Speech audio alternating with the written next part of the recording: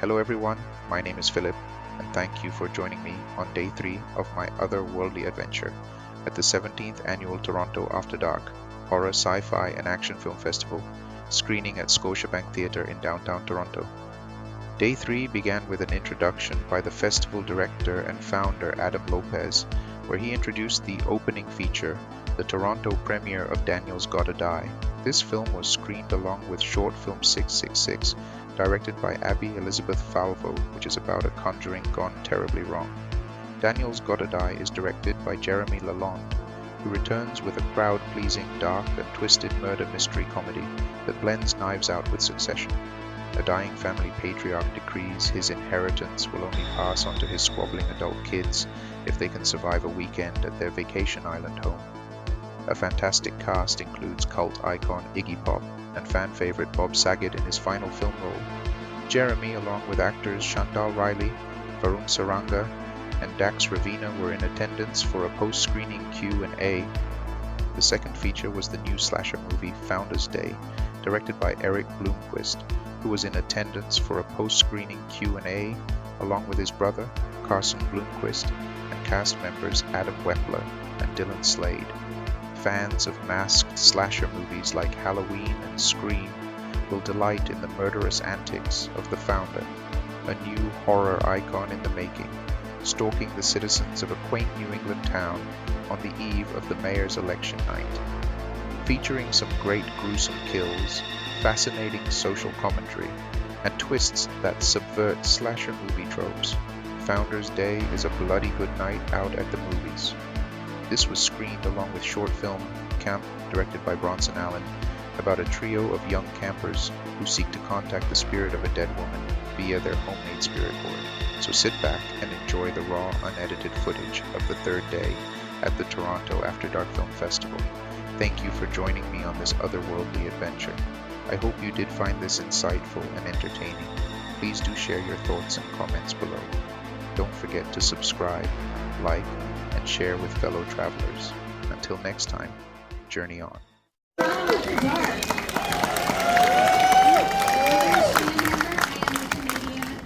Programmer, and I'm thrilled to be presenting Daniel's Gotta Die.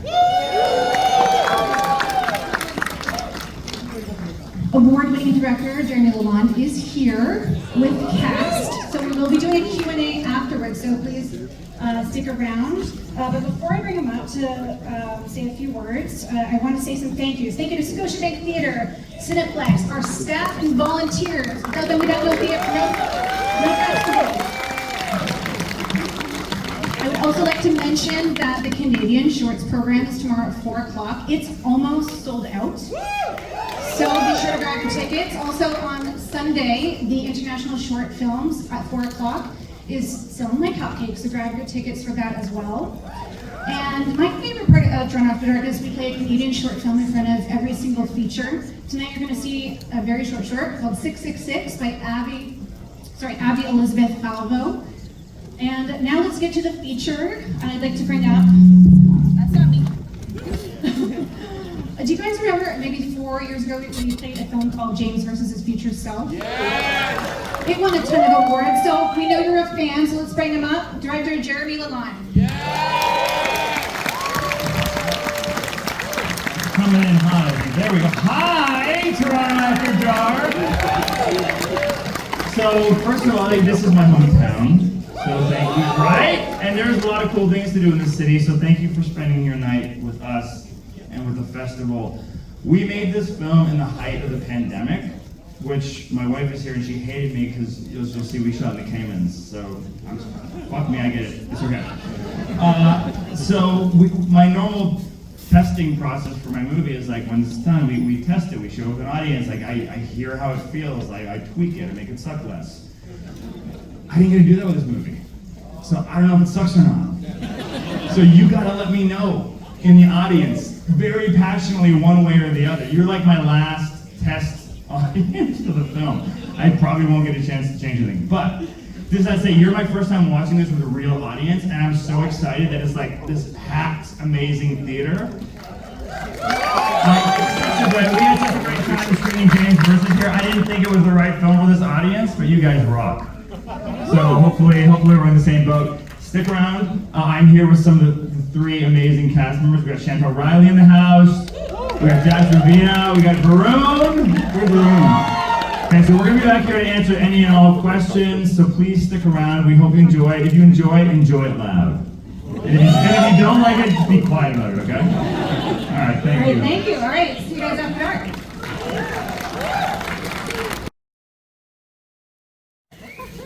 All right, let's hear some noise for Daniel's Gotta Die. Let's bring the director on the stage, Jeremy Long. Hi. Hey, thanks for sticking around.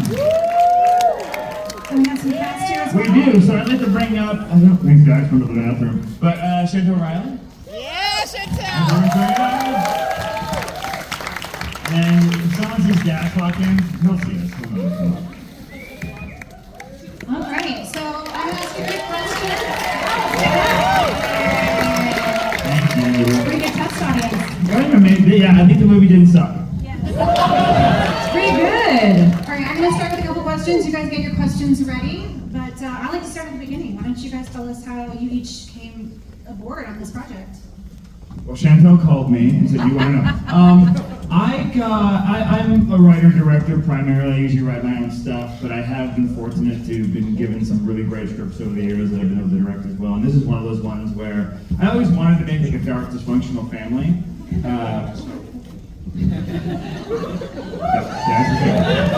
dark, like, dysfunctional family comedy, and then I met Lee at a talent incubator, and then one day she just sent me the script, and it felt like I'd come up with an idea, and then the next morning, the cobbler shoe elves, made this script for me, and I was like, oh, someone did all the work, and now I just gotta have some fun with it. So that's kind of what it was. It was what I really liked about the script was that we've all seen movies about dysfunctional families, but they all end the same way, which is you'll come over and it's blood trumps all, and I'm like, that's bullshit.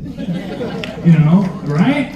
Some people know in here, right? Family it's not always worth it.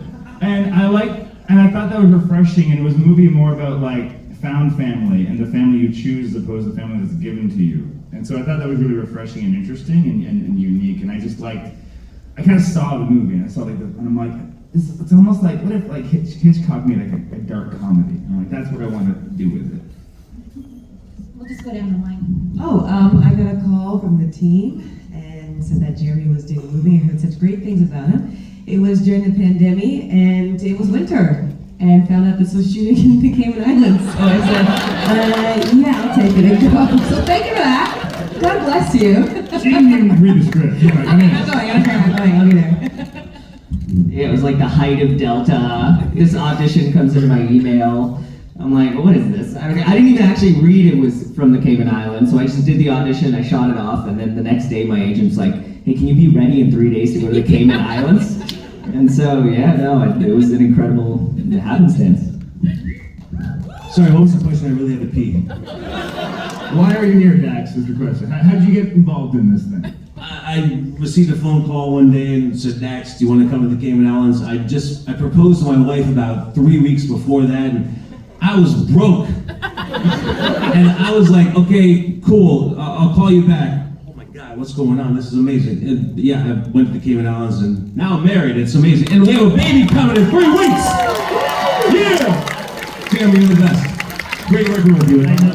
Also, can I also say Dax, they filmed a bunch of movies in the Cayman Islands, and Dax did an audition for every movie that subsequently filmed there and extended his stay another 4 months. So he's in every movie in the Cayman Islands. So it's incredible. Speaking of the Cayman Islands, when I was watching this the whole time, I was thinking, this looks like summer camp. This looks like so much fun being stuck on an island with this cast. Was it as fun, or was it more challenging? No, it's awful. No, it was great. I mean, we were just talking, we had dinner before the screening tonight, and we were talking about how it's I can imagine the only equivalent we maybe understand from North America is being downtown Toronto or in Times Square on day 2 of lockdown. Because we experienced the Cayman Islands, that's different than anybody. Cayman Islands is tourism hub of the world, right? And it was dead. So it was the islanders and us. And so it was kind of cool because I've had a few experiences like this in film where we've kind of gotten a small group together. This is the biggest scale project we've been on. But it was kind of amazing, like, usually you wrap, and then on the weekends you go home, you hang out with your family and whatnot. We didn't really have that luxury. We were each other's family, and so in the evenings we go out for dinner, we go sea doing. Grew and learned how to look at the horizon after a bad sea incident.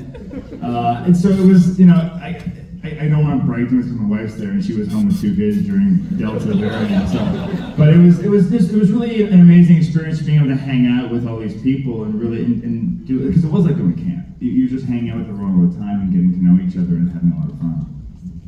Nice. Any questions from the audience? It's hard to see, so wave. Up in the back corner there. Hi. Yes, let's talk about the casting process here, because yes, you have Iggy Pop, yes, you have Bob Saget, but every single person in this film is so delightful. So how did that come together? Yeah, Iggy. So Iggy was literally, the reason why we got Iggy is because he was living on the island. He was there. I went down to the hotel lobby and he was doing this intimate little concert, and I was like, and we were having, because of the pandemic, we only, people, when you came onto the island, when we got there, the whole island was COVID free. Imagine that during early 2020, right? We were able to go into, I held a karaoke party for these people, and they were crying because, and Chantel can sing her ass off. And the guy running is like, I don't understand why everyone's so sad. I'm like, it's illegal to sing where we're from. You can't. You can't. It's like, this is amazing, right? And so, so I saw Iggy there, and it was a hard part because we only needed a person to shoot for 2 or 3 days, and so to bring someone in to do 2 weeks of quarantine to do that part was going to be tough. And so I just saw it. I told the agents, I was like, get Iggy Pop. He just has to drive down the street, and he was so literally. I had that conversation with the producers, and the next day I'm having breakfast with them, and my life doesn't make sense. I'm sitting there with the king of punk, and this what's going on right now? So that's how we got Iggy. Bob was same with Dax, is friends of Darius. He knew Leah and Nicholas, the producers, really, really well, and so I got on a call with Bob, and he loved the project. And that was another surreal experience where I'm talking to Danny Tanner. Right? I was like, what is going on? And then Jason, I've known forever because he's just Canadian royalty. Jason Jones, everyone, right? And then we just down the list. It was an interesting experience too, because it's some people didn't want to leave their homes during the pandemic. Getting there wasn't the easiest thing in the world, and you have to do the quarantine. So we just got really, really lucky with having this wonderful selection of really funny people, and just trying to create this weird, fucked up family. Another question? Sorry, can we get some hands?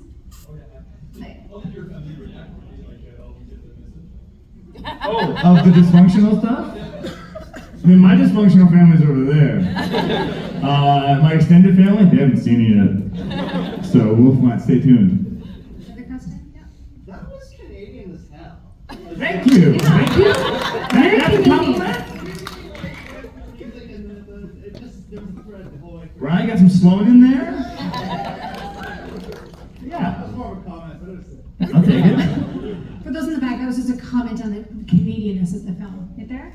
For the whole cast, how was it working with Bob Saget? All right, the cast would like to comment on working with Bob Saget. I mean, in my experience with Bob, Dax and I spent a lot of time with Bob, and he was just such a warm person. He loved so big, and he always led with his heart. It was pretty obvious, even to strangers, anybody you meet, he just wanted to make people laugh, and he always gave you the biggest hugs. I don't know, he was just he's a really warm and special guy. Yeah, he was most certainly the dad of the group. Danny Tanner, Full House, he was playing that role, I felt the entire time, and was very welcoming, and I guess kind of Hollywood royalty in a sense, and grew up watching him on TV, so to be sharing the screen with him was crazy and insane, but he was great. Yeah, Bob was great. We all spent some great time with each other, and it was just, like everyone said, it was a nice family that we get to experience that one moment in time with. Well, my best Bob Saget story was basically, I went to LA after I left the Cayman Islands because it was either go to Toronto and quarantine for 2 weeks or go to LA and hang out for 2 weeks till the quarantine's over and then go back to Toronto. And I remember I was talking to Bob before I showed up in LA. I was like, if I ever show up in LA, maybe you can do a show at the Comedy Store. So I took him out for dinner one night with me and my cousin and his wife. And, after a couple of espresso martinis, I go, hey, Bob, Comedy Store tonight? He goes, just give me a second. I went to the washroom, I came back, and he goes, I'm on in 15 minutes. We gotta go right now. Let's go. And we showed up at the Comedy Store, and the sea parted, and everyone was just like, oh my God, Bob Saget's here, and he did an amazing set. And then he took us on a tour of the Comedy Store. We went upstairs, and this guy comes up and goes, motherfucking Bob Saget. It was Bill Burr, and he's like, what the hell are you doing here, Bob? And Bob's like, I don't know, man, this is crazy. I'm just doing a show. So that was his last show at the Comedy Store. Rest in peace, Bob Saget. Well, and we also made him sing the Full House theme song at karaoke. For karaoke, I put the Full House theme out for Bob. He was so game, he did it. My Bob Saget story, it wasn't on set, it was, and I think this is a good example of just explaining who the kind of person Bob was. It was like, so we were coming home from dinner one night with the cast, and it was just him and I, everyone else had kind of gone off on their ways, and he's like, let's go have a cigar on the beach, because Bob liked his cigars. And I sucked him down because it was Bob. I was like, this is disgusting, but I gotta hang with Bob for a few more minutes. And we're just staying on the beach, and we noticed like this party down the beach. He's like, let's go check that out. And we're a little tipsy. My kids are here too, I'm sorry. Anyway, so we start walking down the beach, and I'm getting closer, and I realize, I'm like, this is a wedding. I was like, Bob, I think that's a wedding. He's like, that's okay, we can go to a wedding. I was like, Bob, we can't crash a wedding. He says, I'm America's fucking father. Let's go. And I was like, okay. So we wanted to, and you can imagine, nobody knows who the hell I am. But everyone was like, what the fuck is Danny Tanner doing here? Like everyone was thinking, how is he here? Nobody, it doesn't make sense to anybody, right? And he goes up and he gets in this open bar, gets himself some drinks, and I'm like, it's open bar, I feel bad. And then at one point we're hanging out and he's taking photographs of people and just being who he was. And at one point, nobody's paying attention to him at this point for some reason. He just walks over to like the gift table, takes out the biggest fucking wad of money, and just slides it in. Nobody's paying attention to him at all. Right? Doesn't do it for ceremony, isn't like being flashy, just like slides it in. And because that's who Bob was. He was like the biggest heart and just wanted people to have fun. That's my Bob Saget story. So there are a couple more questions. Any questions up there? Sorry, it's so hard to see. Yeah, right there. No, I was just pointing all the way to the back. Oh, okay, shout it out. Sure. This is gonna be a nerdy one, but the crane shot in the car, how did you manage getting like a permit for that, or did you just use a drone? What was the vibe with that one? We got a crane. Yeah, I don't deal with that stuff. I think I said I wanted a high angle shot and they made it happen. Yeah, I think that was it. They just got it, because it was a lift. I wanted like a high angle, we were in the middle of nowhere, so they just got to go. It was just a scissor lift, I think, right? It wasn't anything crazy. It's a scissor lift with a lot of fire ants. There we go, Adam knows. Oh yeah, that was a fire ant night, that was bad. Yeah, I got bit. Hey, you're welcome, nerd. Yeah, over there. So, you were on the King of Islands forever, but what do you think the two of your characters went after the movie was done? Oh, your characters? So let's, what do you think your characters were up to after the film?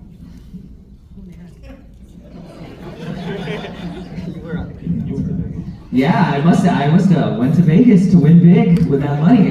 That 10 grand. Number and it won. Yeah, that's it. Why do you only give me 10? Deserve way more. There's millions in there. Yeah, so they get 20. Oh, 20, okay. Okay. Well, we took the rest. Yeah, It was a lot of money. So I imagine that they went off and had the beautiful dream wedding. Give them the that they restaurant. designed. Yeah, the restaurant, travel, maybe have some kids, live it up, cash money.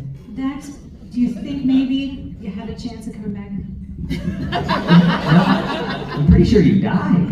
Several times, but I was waiting. I mean, we could do like a prequel. Like a zombie movie? My only watching, I said it to my son, leaned over, like, is that shot when they pulled the manure bag off, and I was like, fuck, I should have made him have his eyes open. Like that, just you, that shot of you in the bed. All right, final question. What's next for everybody? We're all Canadian, we don't do it. I will be on Roku November 17th on this Christmas sitcom, not a Hallmark, called The Holiday Shift, so check it out. I actually just wrapped my time on Law & Order Toronto, which will be happening in Canada. So very long Law & Order, y'all, so make sure you tune in and watch. This is like history in the making. I'm actually producing my first film, so if anyone has $5 million, holler at your boy. DaxSabina@hallmail.com. I'm looking for a job. I don't know. All right, where can we see Daniel's Gotta Die? Daniel's Gotta Die. You know what? It's going to be released in theaters before the end of the year. We don't have the exact date just yet. Please, if you enjoyed it, tell your friends. Stay tuned. And then it will be on Crave sometime early in the new year. Again, don't have specific dates, but it's going to be within the first couple months. All right, thank you guys so much. Thank you.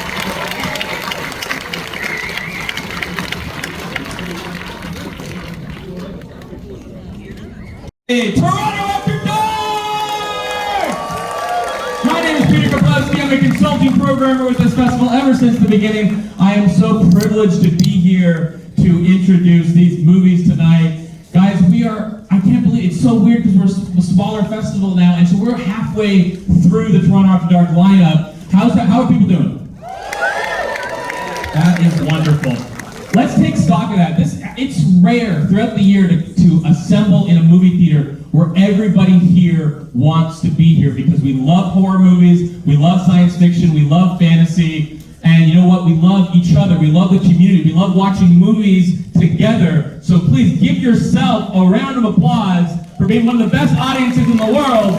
And of course, let's keep it going for both Cineplex and the volunteers and staff of the festival, especially those volunteers. Thank you so much. I'm gonna plug some more films because we're halfway through, but there's so much still to see. Of course, we're gonna have a short film, a Canadian short film. It's one of my favorite traditions of Toronto After Dark that we play Canadian short films, but we also have a Canadian short film showcase tomorrow at 4 p.m. Do not miss it. Programmed by Shannon Hamner.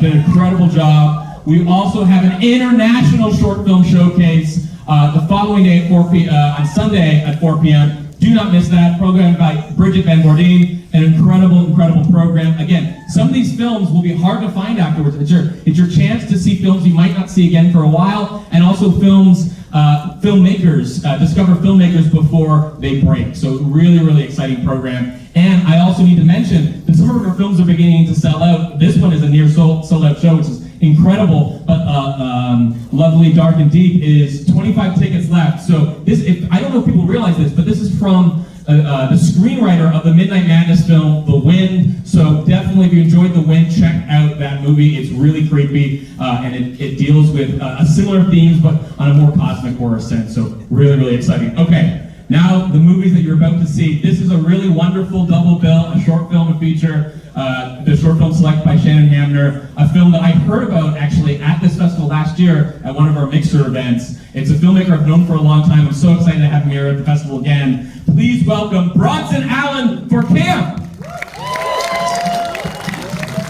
You can be a politician. I feel like I would follow you into the fire with that. That's fun. Thank you so much, everyone. It's a pleasure to be here in this Canadian mecca of horror. It's a real honor. My film is very short, so don't blink or you'll miss a large chunk of it. It's true. But a hell of a punchline. Thank you. Yeah, it's short and sweet. It's a PSA to never leave children unattended. So please enjoy. Thank you. Thank you, Bronson. All right, now the main event. Listen, it wouldn't be Toronto After Dark without a slasher film. It wouldn't be a slasher film with a new, scary, frightening icon. And these are coming from two filmmakers that I've been following for a few years. They made a really terrific summer camp movie called She Came from the Woods a few years ago. They're back with an incredible slasher. Please welcome the Honorable Eric and Carson Bloomquist. And oh my goodness, folks, don't be alarmed. We have security on site, but we have a very sinister customer here. What's up, Toronto? It's our first time here and our first time in Canada. We couldn't be more excited to be here with you guys, so thank you. He has nothing to say. We had a lot of true politician. A true politician, as you'll see. They do a lot of talking or none at all. Guys, we had a lot of fun in the lobby with you tonight. I hope you have just as much fun with this movie. We're going to let it speak for itself. Carson, do you have anything to add? I know the founder does not. It's a labor of love for us. Eric and I have a very formative love of slasher films, and this is our take, and we're excited to share it with you all. Have an awesome time. We'll catch you after. Thanks, guys. Stick around for the Q&A. Turn off your phones because the founder's in the room, and you will not want to know where that gavel goes if he catches you on your phone. Enjoy Founders Day. All right. Thank you, everyone. Let's give a warm welcome back our filmmakers. We've been here for 2 months on Founders Day. We have Eric, who tries to meet us. We'd also like to introduce to us from stage today. Yeah, we've got Adam, who played Deputy Miller and also produced with us, and Dylan Slade, who played everyone's favorite idiot, Tyler. All right. Okay, so let's start with the beginning. I believe the script, the project was in the works for a while, maybe back in 2011. Is that when things kind of got underway? Yeah, the idea came, the initial draft of the script came in 2011, and we've been gunning for it since. We made a concept trailer for it in the summer of 2013, and it's taken 10 years, and here we are, and we're very, very happy to be here. Originally, there wasn't a political component to the movie, and now we can see it without. It was the latest sort of variation of the script, and everything kind of locked in when we discovered that. So we're really happy it was this version instead of the one from 2011. What were some of the changes that occurred, aside from, like, I guess, was it just making it more political? I think that just adding that just really tightened the whole thing up, and the heartbeat's still there. It started as a love letter to Autumn and murder mysteries and mischief and intrigue and stuff like that, and I think that heartbeat is very much still there, but the stakes definitely raised a lot, and the motives became a lot more sharp. Okay, so speaking, I'll reach out to the audience soon with questions, so get them ready. Speaking of, like, the beginning, why Founders Day? Like, how did this all start?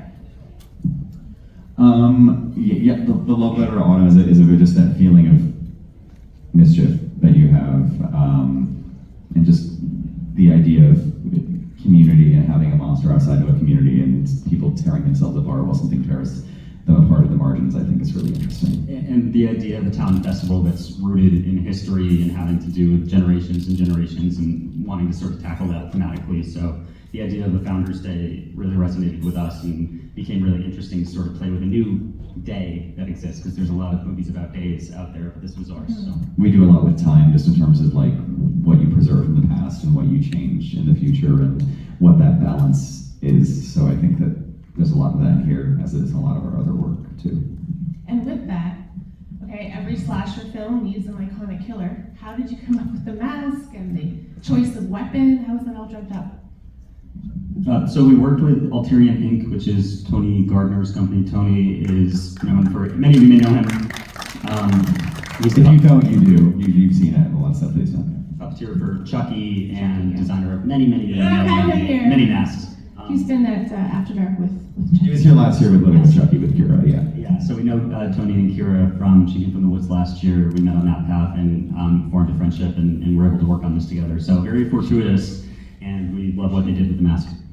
And then the rest of it just came, we wanted some kind of like perverted judge, like just kind of just something, well, not like that, you know, like just something that's slightly askew, and the mask came, it's, if you look closely, and we kind of showed at one point a close-up, it's weirdly fused comedy tragedy mask. One half is a frown, one half is a smile, and we decided to make it red. They asked us, do you want it white or red, and we thought red was really cool, and it was more camouflage, and it was a little more distinct.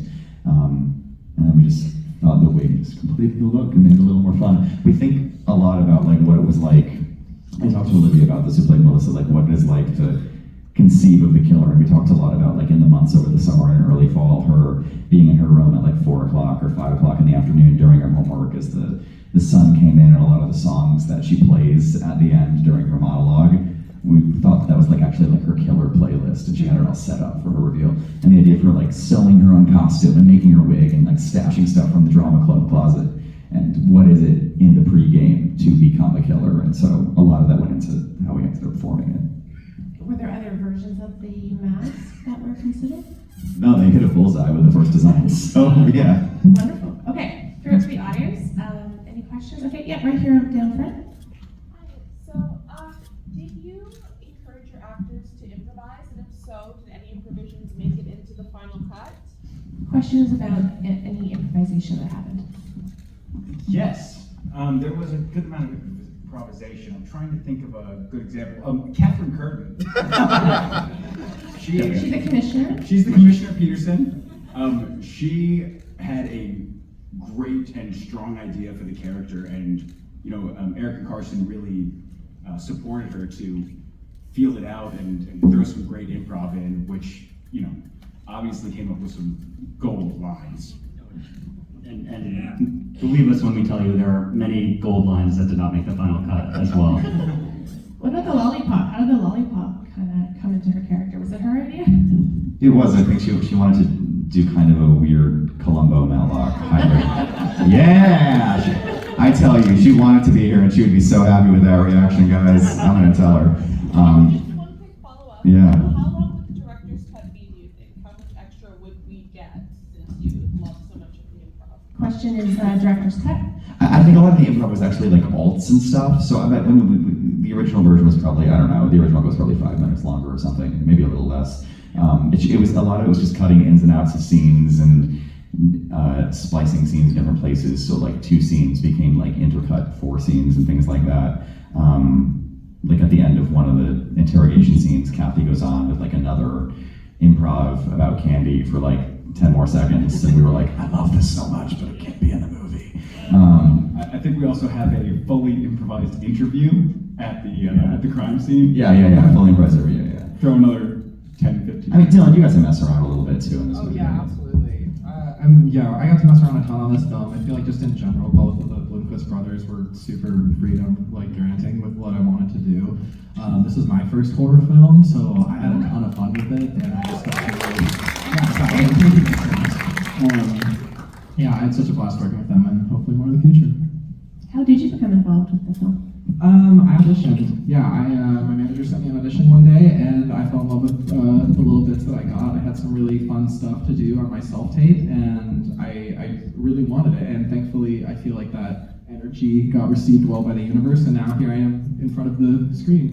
Were you hoping to do a horror movie? Were you wanting to move into the genre? I've always been a bit of a horror fan. Like I've seen way too many horror movies. So I think my first big film, honestly, being a horror film, was something that really hit well with my heart, because I've always been so into the genre, and I would love to do so much more with it. Yeah, Dylan really gave Apex Predator in the tape, so we have I think the casting call said like Machine Gun Kelly and High School Wannabe, and it worked out for him. Okay, other questions? Trying to see. Okay, I see someone waving in the blue shirt. Go for it. Hi. Was Mr. Jackson's hair just coincidentally similar to the killer's wig? No, it was all by design. It was. That's actually quite amazing. I'm going to say that it was all by design in the future. Thank you so much for that. Yeah. I think probably subconsciously we did try to do like historical allusions and things like that throughout without being too, hopefully on the nose. Yeah. So like sort of. Any other questions? I see someone way also in the back middle. You want to go for it? Okay, the movie hinges on the difference between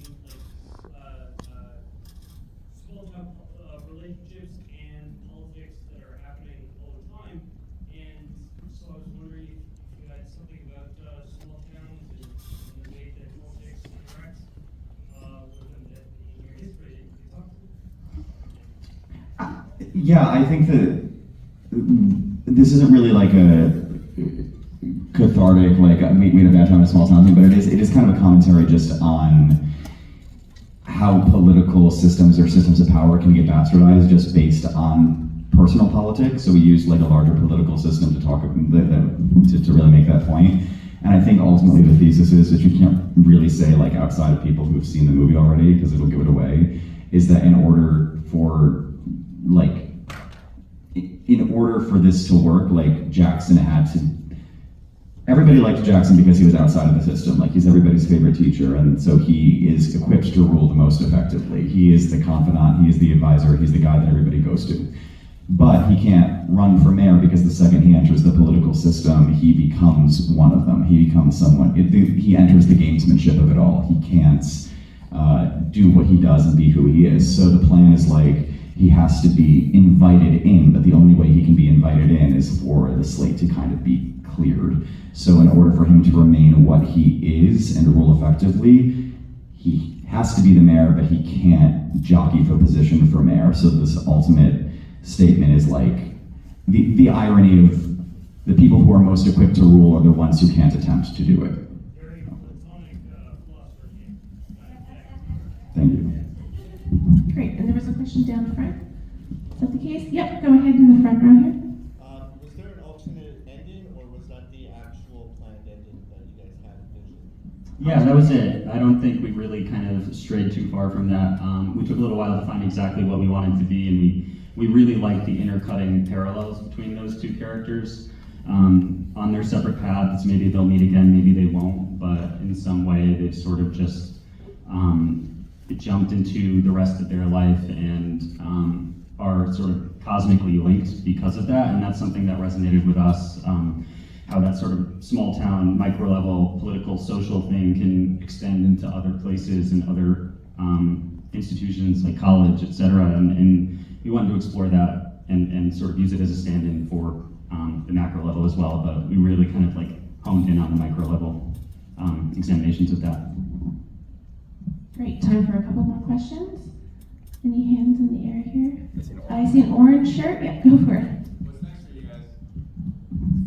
Hopefully something really enormous.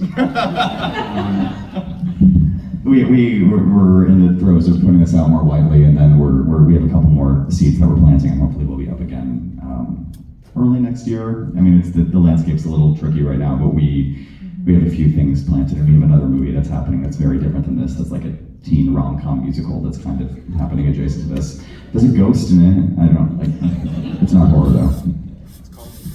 It's called Intermedium. Intermedium. Okay. And you were speaking of working on getting this like released. What are the distribution plans? Where can we find it? We will be able to share very soon. Where can everyone find you? Where can they? Social media.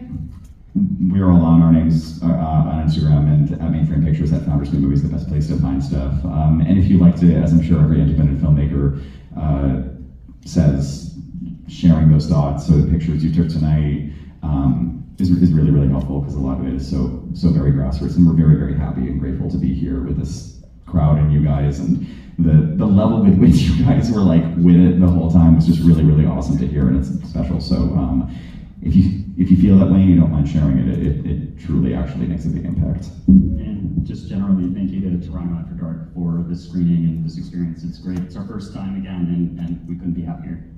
Wonderful. Love having you. All right, let's give it up to these guys. Thank you so much. Guys, I promise this is, I know this is gonna be a little long. It's Rusty, Mr. Jackson's birthday today. He really wanted to be here. I'm not gonna ask you to sing. Can I sing a video and everyone just goes, "Happy birthday, Rusty," and I'm gonna send it to him and he's gonna be really happy. Is that okay? Okay. Sure. Don't sing, I'm not gonna ask you to sing, I promise. Okay, here we go. You guys wanna get it too, just so we have different angles of it? All right, ready? All right, here we go. Should I do it with me in it too? Yeah. All right, ready? All right, here we go, everybody. Happy birthday, Rusty. 1, 2, 3. Happy birthday, Rusty! Have a good night, everybody. I'll see you around.